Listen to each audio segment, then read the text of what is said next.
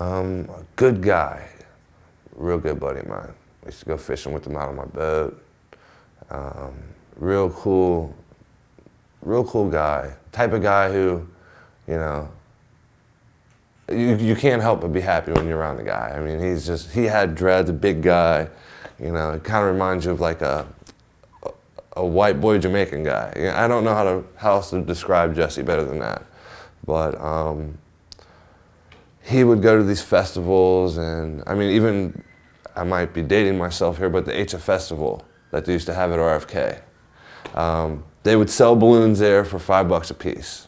Okay, you go get a balloon from the vendor and then go around the tree, suck it in, and you know, you get the wah, wah, wah, wah, wah, wah feeling that trees are talking to you. It's another one in itself. Nitrous is a different chemical. And I never really got that far with it. You know, I'd do it at a festival once or twice. And then I would let it go. I hadn't talked to my buddy or heard from him for about a month. And I actually saw his face on the back of a Jeep, spray painted on a spare tire cover. And I was riding with my girl and I was like, hold on. I said, that looks like my buddy Jesse's face. And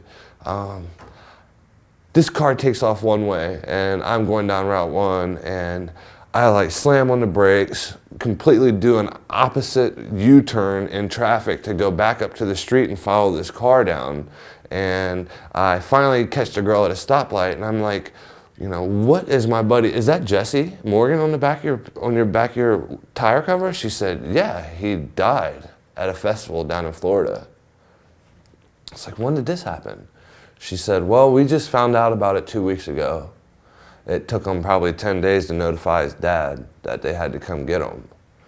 But from what I understand, he was at a festival with some, it's a Deadhead type festival that he was into. He was down there with some people that he met up with and started doing the festival circuit. And I guess, got to the point of doing so much nitrous that it actually froze his lungs and killed him. And they said it was, meaning the people who did the autopsy on him and what was passed on to his dad, said that it was a slow, painful death that he died. That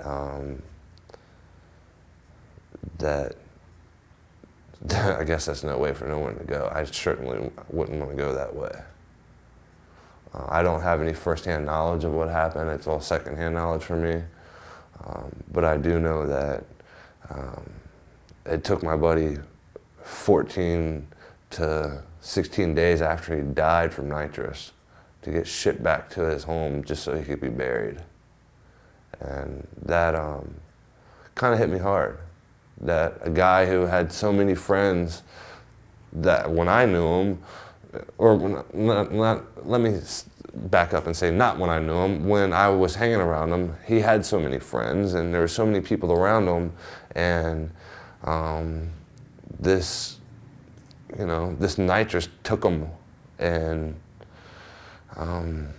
basically killed him alone by himself. I can only imagine what was going through his mind when that hit him. Like I said, I've never been in that position before, so I don't know. But I can, through some of the experiences I've had with other stuff, I can only imagine what he went through. I can only imagine. That kind of hurts a little bit to think about it. It's a scary thought.